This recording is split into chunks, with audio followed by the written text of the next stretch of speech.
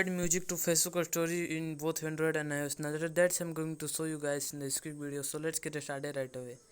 Now the very first thing you have to do, you have to click on the create a story in the your home page. When you click on the create a story, you can see the music option. You can scroll through this. You can choose videos that you want to add a story, but if you are and then you can also do this by choosing the music option. And when you choose the music option, you can search for the music that you want.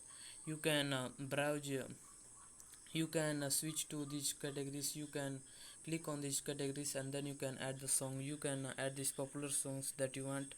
Let's see, I add this song here.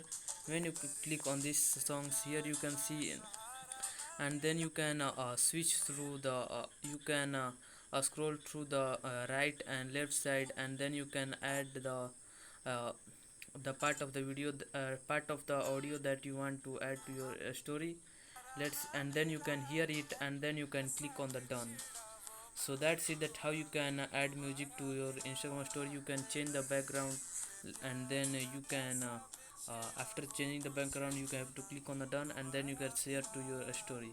So that's it, that how you can do this. If you found this video helpful, I appreciate if you subscribe to my channel, like on this video, comment below that it works. Have a good day.